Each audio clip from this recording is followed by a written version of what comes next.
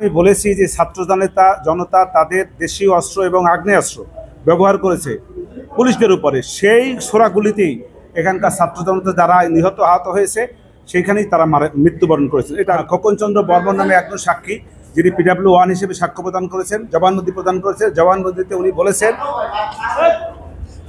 হইচই করলে কিভাবে বলবো, হইচই করেন না। জবানবন্দিতে উনি বলেছেন উনি একটি বেসরকারি প্রতিষ্ঠানের মাইক্রোবাস চালক।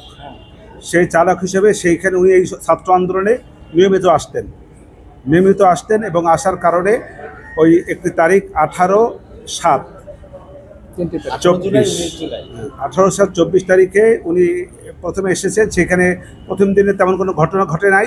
দ্বিতীয় দিন 19 তারিখে এসেছেন, সেই দিন গোলাগুলি হয়েছে এবং সেইখানে কিছু লোক আহত হয়েছে এবং কিছু লোক নিহত হয়েছে, তারপরে চলে গেছে।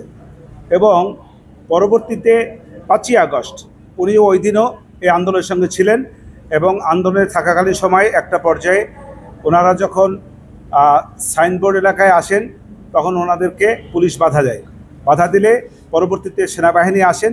সেনাবাহিনী আসার পরে পুলিশকে সরে যেতে বলেন, সরে যায়। তারপরে ওনারা যাত্রাবাড়ির দিকে রওনা দেন। যাত্রাবাড়ি থানা এলাকায় আসার পরে পুলিশ ওইখানেও সেনাবাহিনী তাকে পুলিশকে সরে যেতে বলে, পুলিশ সরে যায়। পরবর্তীতে সেনাবাহিনী যাওয়ার পরে পুলিশ তাদের উপরে আবার নতুন করে আক্রমণ চালায় এবং সেখানে গুলি করে এবং সেই গুলিতে বেশ কয়েকজন ছাত্র জনতা মারা যায় এবং ওনার গায়েও একটা পর্যায়ে গিয়া গুলি লাগে। ওনার কাছাকাছি এসে ওনার মুখে গুলি করে, এটা উনি বলেছেন। এবং সেই গুলি করার পরেও পরবর্তীতে আশেপাশে যারা ছাত্র এবং অন্যান্যরা তারা ওনাকে নিয়ে হসপিটালে যায়। প্রথমে মুগ্ধ হাসপাতালে, ওখানে তাকে রাখেন না। পরবর্তীতে ঢাকা মেডিকেলে যান। তৎপরবর্তীতে ওনারা এক প্রাথমিক চিকিৎসার পরে মিরপুর ডেন্টাল হাসপাতালে ওনাকে পাঠান।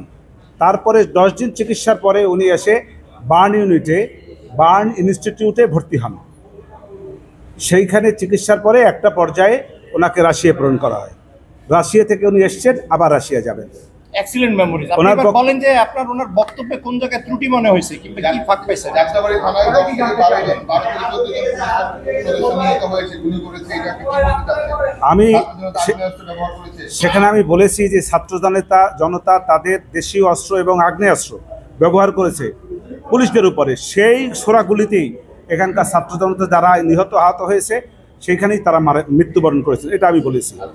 আর একটি কথা বলেছি, পুলিশ মারা গেছেন এখানে 10, 12, 13, 14 জন পুলিশ মারা গিয়েছে, একথাও আমি বলেছি, এবং সেটা ছাত্র জনতার গুলিতে। আর একটি কথা হইল, এই যে 3টি তারিখে উনি আন্দোলনে গিয়েছেন, এই 3টি তারিখে উনি ওই দিন কি বন্ধ ছিল না খোলা তারিখ ছিল? উনি বন্ধ থাকলে এক কথা, আর যেহেতু বন্ধ ছিল না, আমার কাছে ওই দিন খোলা তারিখ ছিল, অতএব উনি মালিকের কাছ থেকে পারমিশন নিয়ে যান নাই এবং যাইতে পারেনও না। উনি যে গিয়েছেন এই কথাটা অসত্য, এটা আমি বলেছি।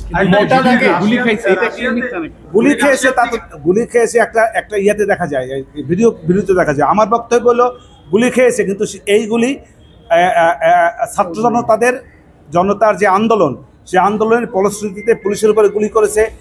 তারপরে পুলিশ সেখানে তাদেরকে নিজেকে রক্ষা করার জন্য চেষ্টা করেছে। একটা পর্যায়ে তার মুখে গুলি লেগেছে। আমার বক্তব্য হলো যে পুলিশ তাদেরকে গুলি করে নাই, এইদেরকে। আমি নিশ্চিত কি, এটা আমার বক্তব্য।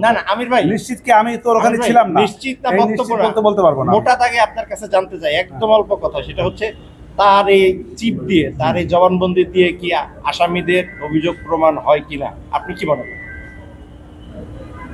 আমি মনে করি হয় না। এই সাক্ষীর এবং জবানবন্দির মধ্যে, আমি যে জেরা করেছি এবং জবানবন্দির মধ্যে অনেক ফাঁক আছে, অনেক ব্যাপক ফাঁক আছে।